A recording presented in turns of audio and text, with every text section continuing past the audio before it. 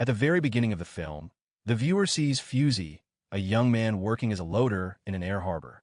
He moves along the concrete platform, dragging behind him not only the burden of the past and mental burden, but also simple carts with luggage. He is then shown eating chocolate cereal with milk, a champion breakfast in the evening.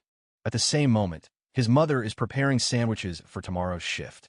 The next day followed the routine work of loading and unloading suitcases. In his free time, Fusey, being a typical reclusive hermit, enthusiastically plays military tactical games, creating tank formations based on historical manuals. Next, the hero finds himself in a toy store. Bought a new SUV with remote control. He delivers it to his home. On the way, the neighbor girl asked who the toy was intended for, but the young man did not know. Fusey discovers his mother in a compromising situation upon entering the house. To avoid unnecessary embarrassment, he goes out to test the car on an icy road. What do the young stranger see?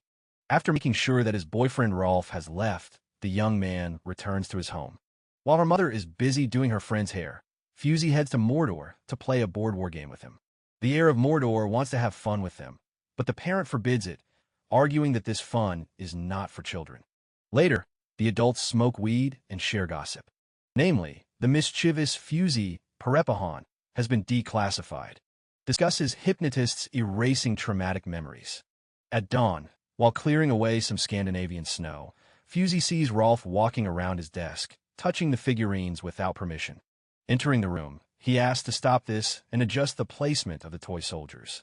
In return, the hero receives instructions to live in the present and not to indulge in memories of past exploits. Namely, he advises you to start dating a girl online. The employees gossip about Fushi behind the scenes. When he is deprived of the opportunity to listen to music with obsessive interest in his affairs, he literally avoids a direct answer. In anger, the hooligans throw their headphones after him. Then, at a cafe, the character orders a familiar dish, demonstrating the routine. The waiter takes away the extra cutlery automatically. Having finished his meal, Fusey sat his car by the river, listening to the energetic rock music he ordered from the radio host. Fusey's birthday is approaching.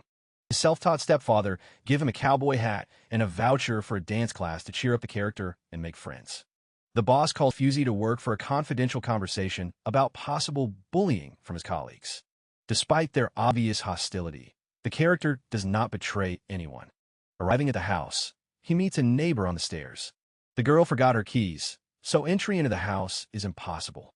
The guy invites the child to his place to feed him. After milk pie, the girl plays with his collectible figurines and wargame models until her father returns. In the evening, Mother and Rolf gather Fusey for a dance, despite his reluctance to go there. Having reached the hall, the hero timidly goes inside, where the rest of the students have already gathered. After watching them have fun, Fushi turns around and leaves. He sits in the car and wastes time listening to the radio and talking on the phone. While outside the window, a light snowstorm is slowly moving. After waiting for the end of the dance, the guy notices a lonely girl coming out last. A girl named Shaun approaches his car through the snow and asks for a ride home. On the way, she tries to talk to him, but the timid Fusey, who does not have sufficient experience in social interaction, answers inappropriately. He admits that he was also supposed to go to the dance, but did not dare. A fellow traveler invites him to his next class, and he awkwardly agrees. During the day, Fusey is discussing tank models with Mordor when Rolf asks how the class went. The old man asks to show him what he has learned, but from his strange answers to the adults, it becomes clear that he did not go to any dances. After a hard day at work, his colleagues bully him again, forcibly dragging him into the shower to wash. Fusey is painting figurines when a neighbor's girl rings the doorbell. She invites him to visit because she has no other friends in the area. They recently moved. Although he agrees, pushing him into the shower to wash. The girl asks the hero why he doesn't have a wife. She believes that he is just shy, although her dad calls him completely crazy, which the child tells Fusey with childish spontaneity. Getting ready for a dance in the evening, the hero promises his mother to bring a blowtorch from work. She is needed to prepare a French dessert. At his first lesson, Fusey not only diligently repeats the movement as the teacher orders, but also stares at the sun. After class, they go for a walk together. The hero invites a girl to his favorite cafe, which he visits every Friday. Then they go to his favorite place on the shore, where Fusey, taking advantage of his friendship with the DJ, orders her favorite song on the radio, shyly getting out of the car to talk. The song makes a favorable impression on the girl, although the guy himself is studiously shy. Finally, Sin invites him to tea, but he refuses, citing the fact that he does not drink this noble drink. Having dropped off his friend and driven away, Fusey realizes that he has become a little stupid. He comes back and rings the doorbell to get some milk. During a casual one-sided conversation, the girl asks where he works, telling him along the way that she loves traveling. The hero answers in monosyllables, not knowing how to maintain friendly chatter, but returns home, smiling joyfully. Having brought the promised blowtorch from work, Fusey warms up a French dessert for her mother's friend in the kitchen. The women discuss his recent late return, implying that he was on a date. At work, one of Zader's colleagues asks him to see what's wrong with the car. While Fusey is tinkering under the hood, he apologizes for the prank and invites the hero to a party on Saturday. True, his repentance is caused rather by the fact that the boss asked uncomfortable questions. While visiting an amateur friend, Fusey shares his impressions of his last romantic rendezvous. But Mordor terrifies the hero with the thought that the period of meetings is the most difficult test for a guy, requiring tireless ideas to impress a girl. His speech touches the hero to the depths. Fusey, remembering the girl's love of adventure, goes to a travel agency, dreaming of a foreign trip to warmer climes. After that, he goes to the flower salon where Shaun was working, but she had already left. Fusey is waiting for a girl near her house when she returns from work on a garbage truck. He knocks on the house to explain himself, but the angry girl abruptly closes the door. The young man rings the bell again, demonstrating indifference to her place of work. This removes their mutual tension. Then Fusey offers her an adventure, a trip to Egypt. The girl clarifies whether he took one copy or a pair different from each other. Their relationship is impossible. It is out of the question. On Saturday, he goes with his colleagues to a party, which begins with a paintball match. Later, they have a good amount of drinking at home. Soon a dancer arrives, giving a classy performance. Having completed the formalities, the boys offer the girl money for sex with Fusey, but he rejects this and is about to leave. As a result, others forcefully carry him into the room to undress, but he resists. Relying on his power, the character easily repels the bullies and finally hits the main instigator. Mike, with a severe hangover, begs his mother to take him off work due to illness. Once outside, Fusey meets a neighbor girl who invites him to play. He declines the offer, planning a car rally to the seacoast. Soon she asks him to take her for a walk, but she doesn't like contemplating the wild landscapes of Norway and wants to go back. There they are met by the police, who arrived on a call from a worried parent. He immediately brands Fusey as scoundrel, forbidding him to see his daughter. The police call the character to the station to testify. A professional worker asks the young man what kind of fun he and his girlfriend indulge in during her visits. Finding no criminality or intent, he releases the harmless, overweight man. In the evening, Fusey, putting on a suit, goes to dance. He looks out for food, but it hasn't come. After class, he drives to her house, where, not daring to go in, he watches from the car. The next day, Fusey drives the radio-controlled car around the yard. Local children run up to him, and he allows the boy to steer himself. But when the child's mother notices that he is hanging around a fat man accused of pedophilia, she calls him home.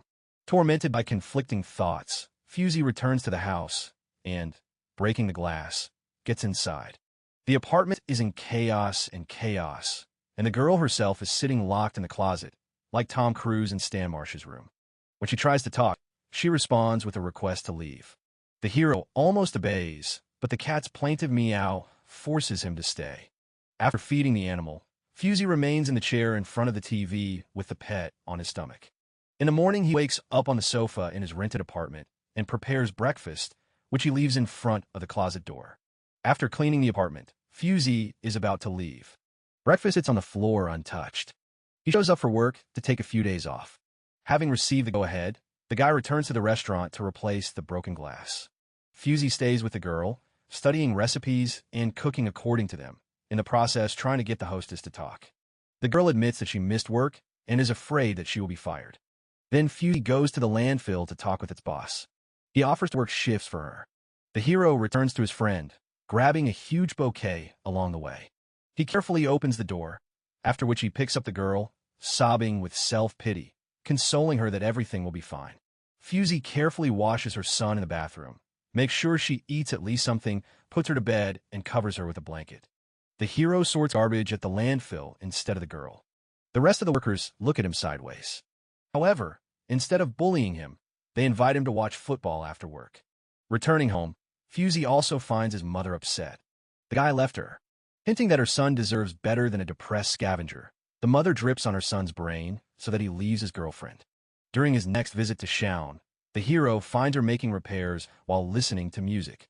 Fusey takes her friend, who has come to her senses, out to the cafe. Driving around the city, they come to a former pastry shop that Shaun has eyed for her own flower shop. Finishing his last shift, Fusey has a drink with his new colleagues, who, although they make fun of him, are completely good-natured. When he returns to Shaun, she immediately jumps on him and drags him into bed. In the morning, Fusey wakes up in the same bed with the girl.